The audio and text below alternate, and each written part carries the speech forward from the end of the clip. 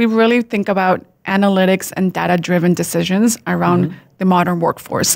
As you see here, when we don't talk about, hey, it feels good to hire a woman, it's much more like, are there more women with these degrees that want to apply at your company and make it more diverse in it, the diversity of the product. We do have, right before I came here, our patent agent just sent me the provisional patent. So what we do is actually take the resume, and from the resume, we extract all the information necessary that we think can predict aggregate information around the applicants. Then we use public information and industry information. So we use government data and machine learning, obviously. So our accuracy rate for gender is about 96%. So we can take a look at aggregate and say, here, for this demo, as you know, we call it Pied Piper because it's one of my favorite shows. Yes. But yeah, there's Ehrlich. Hi, Ehrlich. So here we are, we're looking at Ehrlich, and he's the most misogynistic, insane pothead. But putting that aside, you can see the number of applicants and how many are female versus male. Yes, and as you can see here, they actually had a peak with female applicants about early last year. Now they're the same trends. We also look at the applicants and the likelihood that people will get hired. So as you see here, when we go back to women, they're more likely to get hired than they applied. Got it. Whereas men are less likely to get hired because men are rejecting the company. Interesting. Yes. So, and that just shows men have more options overall. Yes. So that's an issue. Yeah, it is an issue. Women get offered less jobs. And we also look at statistical significance, meaning everything being equal, what is the higher rate? And so our statistical significant testing actually takes 10 times longer than our original algorithms because we are telling the story of likelihood of being hired, who's likely to get either rejected, what are the applicant behaviors, and then we give the reasons here.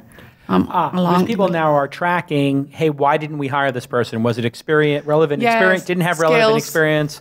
And did you find any correlations in the early companies, without saying the names of the companies, but where they had, let's say, blind spots? They were holding women to a higher, do the hiring managers hold women to a higher standard? Yes, and so we're looking at that. We're looking at the composition of the teams as well as the comments that people are making. But as you can see here, even women here or other actually withdrew for another reason and they never documented it. So we are asking companies to actually go and say, if women say other, can you specify what other?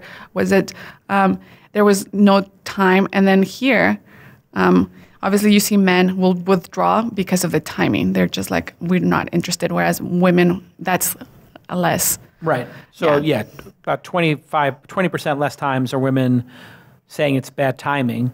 So, in other words, it is good timing. They might have considered the job. But there's this big swath of other reasons of why they bowed out. Yes. But which makes one wonder what that is. Yes. And you also want to look, for example, if the interview for this organization, let's say customer experience, if they're withdrawing at a higher rate, here it doesn't seem to be that much. You might want to look at who's doing interview too. So you could have bias on the interviewer.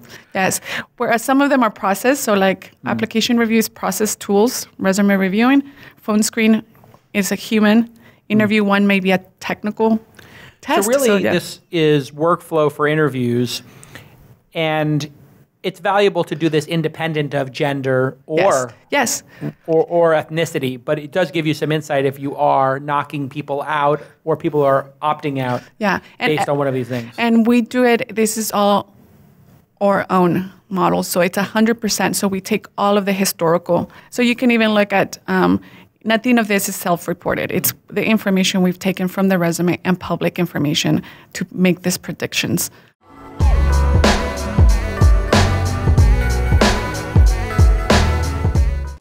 Hey everybody, I want to welcome NetSuite as a new partner here at This Week in Startups. And if you're listening to this, you're probably a business owner and a leader, and you probably have said one of the following to yourself: why is it taking accounting so long to close the books? And we beat our revenue goal, but we lost money. Why? And the dreaded, we're getting audited. Yes, all of these things are a sign that you've outgrown your business management software. Or maybe you're not even using any software. QuickBooks and spreadsheets work fine at the start of a company. Of course, we all do that. But Now there's too many mistakes and delays, and you can't get answers fast. So you need the #1 business management solution for growing companies. That is NetSuite from Oracle. NetSuite from Oracle is going to solve all these problems. You're going to know what's going on in your business in real time. Revenue, expenses, customers' orders, even your HR department, everything in a gorgeous dashboard on your phone even. And their current clients include people you know like GitHub, Local Analytics, PlanGrid, and 88% of Bessemer's next cloud unicorns are using NetSuite by Oracle. You're up and running fast, and it's the last business system you're ever going to need. So here's your call to action. Very simple. Go to netsuite.com/twist and you will get your free guide. That guide is called Overcoming Your 5 Obstacles for Growth. Okay, and let's get back to this amazing episode.